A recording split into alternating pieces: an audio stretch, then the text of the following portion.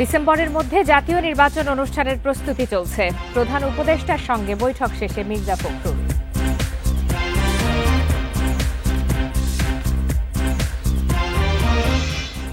বারো দেশে টিউলিপের অর্থ পাচারের তদন্ত চলছে। হাসিনা কন্যা পুতুলের সূচনা ফাউন্ডেশনের কর অব্যাহতি সুবিধা বাতিল।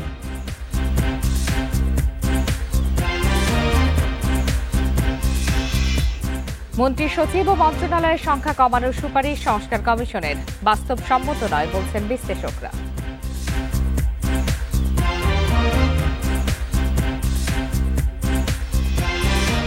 পাঁচটি প্রতিষ্ঠান থেকে এনআইডি সার্ভারের তথ্য পাচারের প্রমাণ পেল ইসি। প্রতিষ্ঠানগুলোর ব্যাখ্যা চায় কমিশন।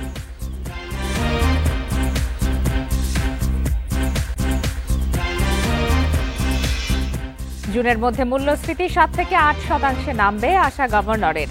নীতি সুধার অপরিবর্তিত রেখেই মুদ্রানীতি ঘোষণা।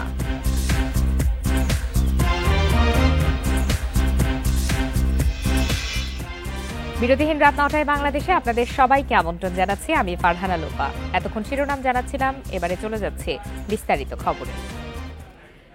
ডিসেম্বরের মধ্যে জাতীয় নির্বাচনের প্রস্তুতি চলছে বলে বিএনপিকে জানিয়েছে অন্তর্বর্তী সরকারের প্রধান উপদেষ্টা অধ্যাপক ডক্টর ইউনূস। সন্ধ্যায় রাষ্ট্রীয় অতিথি ভবন যমুনায় প্রধান উপদেষ্টার সঙ্গে বৈঠক শেষে এসব কথা জানান বিএনপি মহাসচিব মির্জা ফখরুল ইসলাম আলমগীর। মির্জা ফখরুল জানান, দ্রুত নির্বাচন আয়োজনের জন্য প্রধান উপদেষ্টাকে তাগাদা দিয়েছে বিএনপি।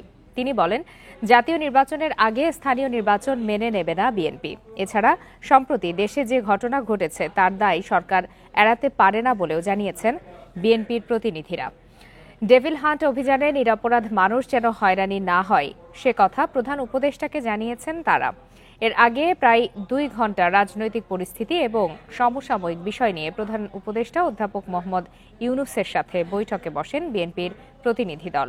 মির্জা ফখরুল ইসলাম আলমগীর ছাড়াও বৈঠকে স্থায়ী কমিটির সদস্য সালাউদ্দিন আহমেদ ও অবসরপ্রাপ্ত মেজর হাফিজ উদ্দিন আহমেদ উপস্থিত ছিলেন।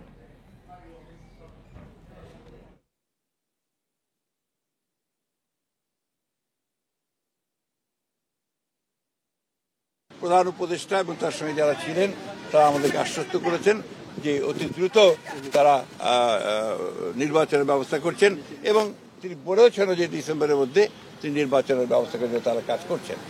আমরা আশা করব যে জনগণের আশা যেটা আছে, প্রত্যাশা আছে যে অতি দ্রুত এবং একটা রোড ম্যাপ ঘোষণা করবেন তিনি।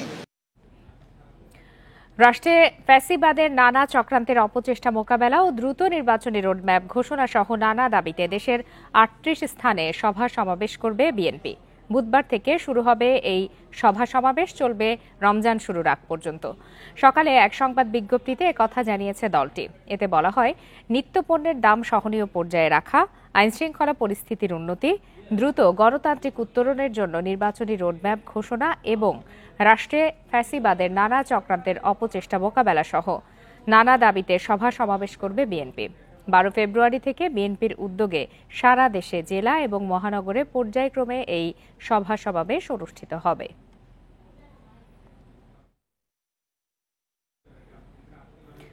যুক্তরাজ্যের লেবার পার্টির এমপি টিউলিপ সিদ্দিক ও তার পরিবারের বিরুদ্ধে ওঠা অর্থ পাচারের অভিযোগে অন্তত 12টি দেশে তদন্ত হচ্ছে। দুর্নীতি দমন কমিশন সূত্রে এমন খবর প্রকাশ হয়েছে ব্রিটিশ গণমাধ্যম দ্য টাইমসে। এতে বলা হয়, দুদকের প্রাথমিক প্রতিবেদনে কেবল যুক্তরাজ্যেই নয়, অন্যান্য দেশেও অর্থ পাচার করা হয়েছে বলে উঠে এসেছে। এক্ষেত্রে পারস্পরিক আইনি সহায়তা চেয়ে বিভিন্ন দেশে তথ্য ও প্রমাণ সংগ্রহের জন্য অনুরোধ পাঠিয়েছে দুদক। এর আগে জানুয়ারির শেষে ঢাকায় কয়েকদিন অবস্থান করে দুদকের তদন্তে সহায়তা করেছেন ব্রিটেনের ন্যাশনাল ক্রাইম এজেন্সি এনসি এর কর্মকর্তারা। দুর্নীতির অভিযোগে দেশ বিদেশের সমালোচনার মুখে পড়েন টিউলিপ সিদ্দিক।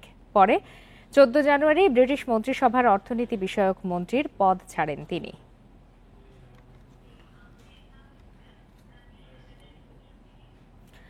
ভারতে পালিয়ে যাওয়া সাবেক প্রধানমন্ত্রী শেখ হাসিনার মেয়ে সাইমা ওয়াজেদ পুতুলের সূচনা ফাউন্ডেশনের আয়কর অব্যাহতি সুবিধা বাতিল করেছে জাতীয় রাজস্ব বোর্ড। সোমবার এক প্রজ্ঞাপনে এই নির্দেশনা দেয়া হয়। এছাড়া সূচনা ফাউন্ডেশনে কোনো ব্যক্তি বা প্রতিষ্ঠানের দানও এতদিন করমুক্ত ছিল। সেই সুবিধাও এখন বাতিল করেছে এনবিআর। এদিকে গেল মাসে পুতুলের সূচনা ফাউন্ডেশনের নিবন্ধিত ঠিকানায় গিয়ে অফিসের অস্তিত্ব খুঁজে পায়নি দুর্নীতি দমন কমিশন। সে সময় কর ছাড় এবং আর্থিক অনিয়ম সম্পর্কিত নথি সংগ্রহের জন্য অভিযান চালায় দুদক। গত 5 আগস্ট আওয়ামী লীগ সরকারের পতনের পর পুতুলের বিরুদ্ধে বেশ কয়েকটি মামলা হয়েছে।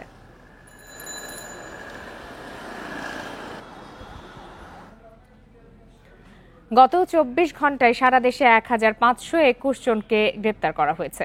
বিকালে পুলিশ সদর দপ্তর থেকে এই তথ্য জানানো হয়। এতে বলা হয়েছে, অপারেশন ডেভিল হান্ট অভিযানের আওতায় গ্রেপ্তার করা হয়েছে 343 জনকে, আর অন্যান্য মামলা ও ওয়ারেন্টের আওতায় গ্রেপ্তার করা হয়েছে 1178 জনকে। অপারেশন ডেভিল হান্ট অভিযানে একটি বিদেশি পিস্তল, 2টি ম্যাগাজিন, 11 রাউন্ড গুলি, 6টি শটগান কার্তুজ, 3টি ছুরি, 3টি তলোয়ার, 1টি কুড়াল, 10টি ককটেল, 8টি লাঠি, 4টি রড ও 4টি রামদা উদ্ধার করা হয়েছে। 8 ফেব্রুয়ারি থেকে সারা দেশে একযোগে শুরু হয়েছে বিশেষ অভিযান অপারেশন ডেভিল হান্ট।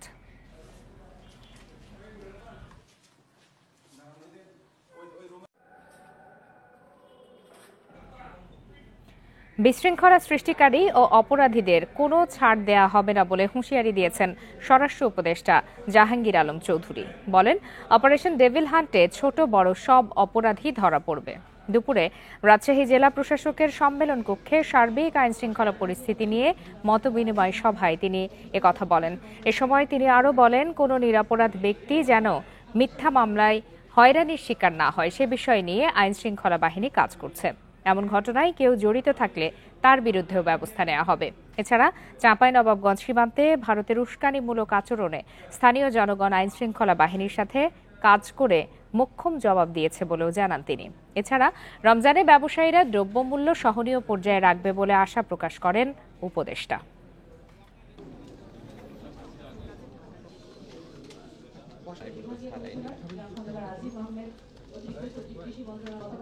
আইন শৃঙ্খলা বাহিনীর কর্মকর্তাদেরও কিন্তু আমরা ছাড় দেই নাই। আপনারা দেখছেন প্রথম দিনই কিন্তু 4 জন না 5 জন তাদের কিন্তু আইনের আওতায় নেওয়া হয়েছে।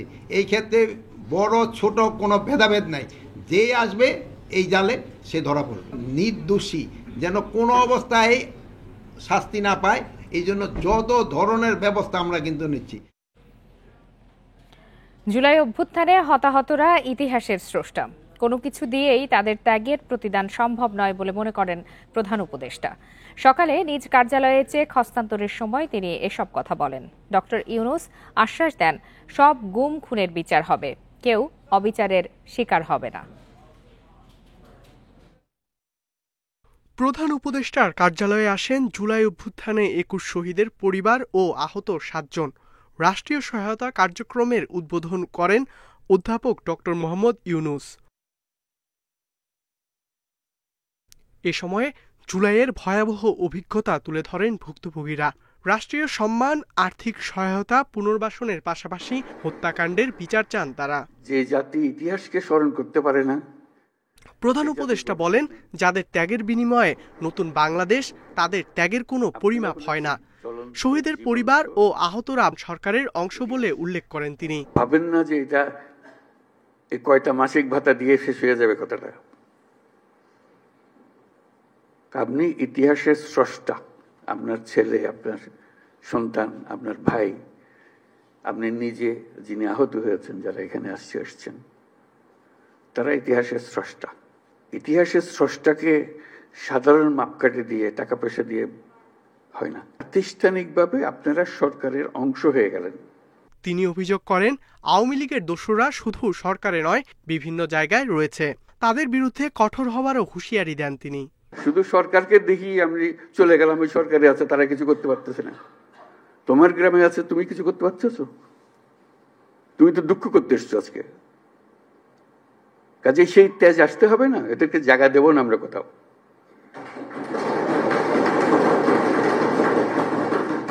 আমাকে তার ভয়ে আমার গ্রামে পথ চলতে হবে, এই বাংলাদেশ করলাম আমরা। কারোর প্রতি যাতে অবিচার না হয় সেজন্য অপরাধীদের ধরিয়ে দেওয়ার আহ্বান জানান প্রধান উপদেষ্টা। গুরুত্বপূর্ণ দিন প্রাতিষ্ঠানিক দিক থেকে। ইকরামুল কবির, ইন্ডিপেন্ডেন্ট নিউজ, ঢাকা। সরকারের মন্ত্রী ও সচিবের সংখ্যা কমানোর সুপারিশ করেছে জনপ্রশাসন সংস্কার কমিশন। একীভূত করার মাধ্যমে মন্ত্রণালয়ের সংখ্যা কমিয়ে আনার পরামর্শও দিচ্ছে কমিশন। মন্ত্রী ও সচিবদের সংখ্যা কমানোর প্রস্তাবকে ইতিবাচক বললেও সংস্কার কমিশনের সুপারিশ বাস্তবসম্মত নয় বলে মনে করছেন বিশ্লেষকরা। গণতান্ত্রিক উত্তরণে অক্টোবরের শুরুর দিকেই রাষ্ট্রের ৬টি খাত সংস্কারে কমিশন গঠন করে অন্তর্বর্তী সরকার। ১৫ জানুয়ারি প্রধান উপদেষ্টার কাছে দেয়া হয় সংবিধান, নির্বাচন, পুলিশ ও দুদক সংস্কার কমিশনের প্রাথমিক প্রতিবেদন।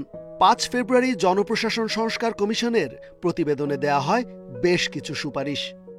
আওয়ামী লীগ সরকারের শেষ মেয়াদে মন্ত্রিসভার সদস্য ছিল ৪৪, এর আগের মেয়াদে ছিল ৪৯ জন। কমিশনের প্রস্তাব মন্ত্রী হবেন সর্বোচ্চ ২৩ জন, যার মধ্যে ২ জন টেকনোক্র্যাট। এছাড়া ১২ জন প্রতিমন্ত্রী ও উপমন্ত্রী রাখার প্রস্তাব দেওয়া হয়েছে। একে ইতিবাচক বলছেন বিশ্লেষকরা। সংস্কার কমিশনের প্রস্তাব অনুযায়ী মন্ত্রীদের সংখ্যা কম হলে ইন্টিগ্রেটেড ডিসিশন মেকিং এবং প্ল্যানিং সম্ভব হবে, যা সরকারের গভর্নেন্সকে ইমপ্রুভ করবে এবং এক্ষেত্রে ইনফরমেশন টেকনোলজি এবং আর্টিফিশিয়াল ইন্টেলিজেন্স ব্যাপক ভূমিকা আছে। এদিকে বর্তমানে সচিব ও সমমর্যাদার কর্মকর্তা ৮০ জন, এ সংখ্যা কমিয়ে ৬০ করার সুপারিশ কমিশনের। তবে মন্ত্রিপরিষদ সচিব একজনই, মুখ্য সচিব ১৭ জন এবং একাধিক বিভাগ থাকা মন্ত্রণালয়ে মুখ্য সচিব রাখার প্রস্তাবও দিয়েছে কমিশন। আমি অধিকাংশ সুপারিশমালা যা পড়েছি তাতে দেখে মনে হয়েছে এগুলো বাস্তবতার নিরিখে না, বরং কাল্পনিকভাবে এগুলো করা হচ্ছে। কমিশনের সংস্কার প্রস্তাবনা প্রকাশিত হবার আগেই যখন এটা নিয়ে আলোচনা হচ্ছিল, তখনই প্রশাসন ক্যাডার এবং বাকি যে ২৯টি ক্যাডার আছে তাদের মধ্যে এক ধরনের আন্দোলন, পাল্টা আন্দোলন শুরু হয়েছিল। ফলে সামগ্রিকভাবে এই যে ধরনের প্রস্তাবনা এসছে সেগুলো অধিকাংশ বাস্তবায়ন করা বর্তমান সরকারের পক্ষে খুবই কষ্টসাধ্য হয়ে পড়বে। এছাড়া শিল্প, বাণিজ্য এবং পাট ও বস্ত্র মন্ত্রণালয়কে একীভূত করে শিল্প ও বাণিজ্য মন্ত্রণালয়, সড়ক যোগাযোগ ও সেতু এবং রেল মন্ত্রণালয় মিলিয়ে যোগাযোগ মন্ত্রণালয়, শিক্ষা এবং প্রাথমিক ও গণশিক্ষাকে একসাথে করে শিক্ষা মন্ত্রণালয় গঠনের সুপারিশও দিয়েছে কমিশন। রেজওয়ানুল হক, ইন্ডিপেন্ডেন্ট নিউজ, ঢাকা। জামায়াতে ইসলামী দেশে ইনসাফের শাসন দেখতে চায়, এজন্য শত্রুর কাছে ভালো কিছু থাকলে সেটি নিতে হবে বলে মন্তব্য করেছেন জামায়াতের আমির ডাক্তার শফিকুর রহমান। রাজধানীর মগবাজারে আল ফালাহ মিলনায়তনে বই প্রকাশনা উৎসবে কথা বলেন তিনি। ডাক্তার শফিকুর রহমান বলেন, কেউ এসে কোনো দাবি পূরণ করে দেবে না, এজন্য সমালোচনা নেয়ার মানসিকতা ও উদারতা থাকতে হবে। এ সময় দেশের সমসাময়িক বিভিন্ন বিষয় নিয়েও আলোচনা হয়। সরল রেখা প্রকাশনা সংস্থার অনুষ্ঠানে প্রিন্সিপাল সাব্বির উদ্দিন আহমেদের লেখা হামাস নেতা ইসমাইল হানিয়া ও ইয়াহিয়া সিনওয়ার এবং রেজেপ তাইয়িপ এরদোয়ান জীবন ও কর্ম নামের দুটি বই প্রকাশিত হয়।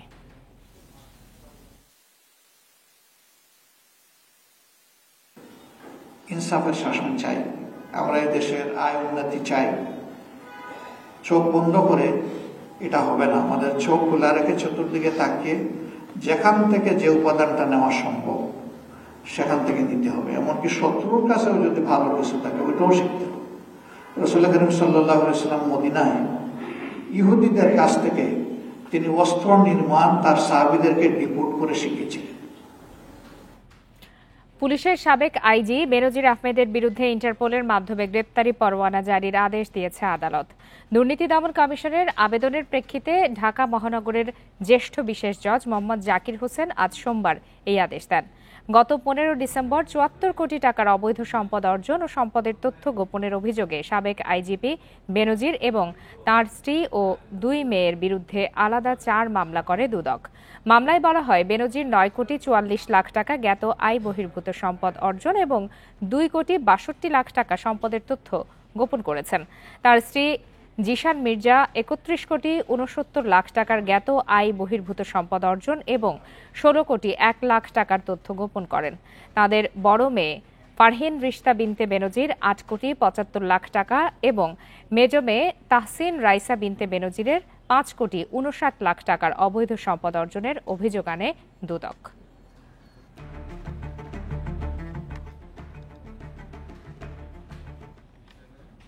এনআইডির মাধ্যমে সেবাদাতা প্রতিষ্ঠান চট্টগ্রাম বন্দর কর্তৃপক্ষ এবং স্বাস্থ্য অধিদপ্তর সহ ৫ প্রতিষ্ঠান থেকে তথ্য পাচারের প্রমাণ পেয়েছে নির্বাচন কমিশন। এসব প্রতিষ্ঠানকে কারণ জানাতে শোকজ করা হয়েছে। তবে এটি ইচ্ছাকৃত কিনা তার প্রমাণ পেলেই ব্যবস্থা নেওয়া হবে বলে জানিয়েছেন কমিশন সচিব।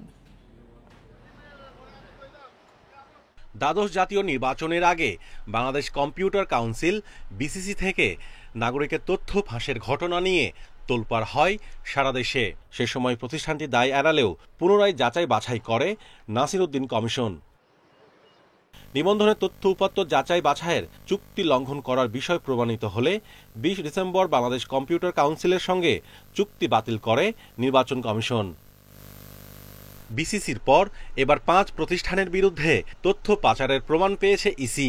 সকালে আগারগাঁওয়ে নির্বাচন ভবনে এনআইডি যাচাই সেবা গ্রহণকারী প্রতিষ্ঠানগুলোর সঙ্গে মতবিনিময় সভা শেষে কথা জানিয়েছেন নির্বাচন কমিশন সচিব মোহাম্মদ আক্তার আহমেদ।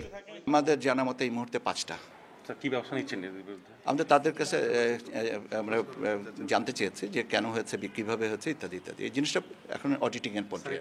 অভিযুক্ত 5 প্রতিষ্ঠান হল স্বাস্থ্য অধিদপ্তর, ইউসিবি ব্যাংকের উপায়, চট্টগ্রাম বন্দর কর্তৃপক্ষ, মহিলা বিষয়ক অধিদপ্তর ও অর্থ মন্ত্রণালয়ের আইবাস। কেউ যদি কমিট করে থেকে থাকেন তথ্য পাচারের ক্ষেত্রে, তাহলে দ্যাট ইজ আ ক্রাইম। আর আমার মানে অসাবধানতার কারণে যদি নিয়ে থাকে তাহলে আমাকে আর সাবধান হতে হবে। কিন্তু সাবধানতাটাকে আমি এই মুহূর্তে অপরাধ বলবো না, সচেতনতাটা আরও বেশি দরকার, এবং সেই কারণে এই প্ল্যাটফর্মটা আমরা চেষ্টা করছি। কিন্তু যদি কেউ অ্যাপ্লাইং দেয়ার মাইন্ড যদি এটাকে করে থেকে থাকেন, সেটা অপরাধ এবং সেটা শাস্তিযোগ্য। নির্বাচন কমিশনের এনআইডি সার্ভার থেকে তথ্য যাচাই করে থাকে 182টি প্রতিষ্ঠান। কোন প্রতিষ্ঠানের কতটুকু তথ্য প্রয়োজন সে বিষয় নিয়ে আলোচনা করতে 3 দিন ব্যাপী এক মতবিনিময়ের আয়োজন করে নির্বাচন commission. Mahmudul Hasan, independent news, Dhaka. চলমান অর্থনৈতিক সংকটে নীতি সুধার 10 ভাগ অপরিবর্তিত রেখেই নতুন মুদ্রানীতি প্রকাশ করল কেন্দ্রীয় ব্যাংক, যেখানে বেসরকারি খাতে ঋণের প্রবৃদ্ধি ধরা হচ্ছে 9.8%। গভর্নর আহসান এইচ মনসুরের প্রথম মুদ্রানীতি ঘোষণায় তিনি বলেন, চ্যালেঞ্জ থাকলেও জুনের মধ্যে মূল্যস্ফীতি 7 থেকে 8 ভাগে নেমে আসতে পারে। এ সময় জানানো হয়, খেলাপি ঋণ 30% ছাড়িয়ে যেতে পারে। নিত্যপণ্যের উচ্চ দামের মধ্যে চলতি অর্থবছরের দ্বিতীয় মেয়াদের মুদ্রানীতি ঘোষণা করে বাংলাদেশ ব্যাংক। বড় ধরনের কোনো পরিবর্তন ছাড়াই গভর্নর আহসান এইচ মনসুর গতানুগতিক মুদ্রানীতি ঘোষণা করেন। নীতি সুদহার কমানোর প্রস্তাব থাকলেও তা 10 ভাগই থাকছে নতুন মুদ্রানীতিতে। এছাড়া বেসরকারি খাতে ঋণের প্রবৃদ্ধি 9.8% অপরিবর্তিত থাকবে, যদিও গেল ডিসেম্বরে এ খাতে ঋণের প্রবৃদ্ধি অর্জিত হয়েছে 7.25%। রিস্ট্রাকচার করে একটা সিঙ্গেল স্ট্রাকচারের মধ্যে নিয়ে এসে আমরা এটা শুরু করতে যাচ্ছি। আমরা আশা করি যে এই রিস্ট্রাকচার্ড রিস্ক বেসড অ্যাসেসমেন্টের মাধ্যমে ভবিষ্যতে যাতে আমাদের খারাপ ঋণের পরিমাণটা কম হয় এবং আমরা যাতে আগেই এই সমস্যার জায়গাটাকে চিহ্নিত করতে পারি, সেদিকে আমরা এগুচ্ছি। মূল্যস্ফীতি নিয়ন্ত্রণকে বড় চ্যালেঞ্জ হিসেবে দেখছে বাংলাদেশ ব্যাংক। তবে গভর্নরের আশা, জুনের মধ্যে মূল্যস্ফীতি 7 থেকে 8% এবং আগামী বছর তা 5-এর ঘরে নেমে আসবে। তবে ডলার নিয়ে বড় বড় কোম্পানি অস্থিরতা তৈরি করছে বলে অভিযোগ তার। আমরা জানি যে মানুষ কষ্টের মধ্যে দিয়ে যাচ্ছে, কিন্তু আমরা তো প্রাইস লেভেলকে নামাতে পারবো না, কিন্তু আমরা মূল্যস্ফীতিকে কমাতে পারবো। আমরা মূল্যস্ফীতিকে সিঙ্গেল ডিজিটে অলরেডি নেমে এসছে। আমরা আশা করি এটা ধারাবাহিকতায় আমরা এটাকে এই বছরের আর্থিক বছরের শেষে, অর্থাৎ জুনের শেষে এটা 7-8-এ নিয়ে আসবো এবং ইনশাল্লাহ আগামী বছর এটা 5-এর নিচে নিয়ে যেতে পারবো। আগামী বছর মানে 26 ফিসক্যাল ইয়ার 26-এ। লাগামহীন খেলাপি ঋণ নিয়ন্ত্রণ এবং ব্যাংকিং খাতের ওপর মানুষের আস্থা ফিরিয়ে আনতে বেশ কিছু জরুরি ব্যবস্থা নেওয়া হচ্ছে বলে জানিয়েছে Bangladesh bank. Shafiul Alam Sujan, independent news, Dhaka. শেষ করছি আজকের বিরতিহীন রাত 9টায় বাংলাদেশ। ধন্যবাদ সবাইকে।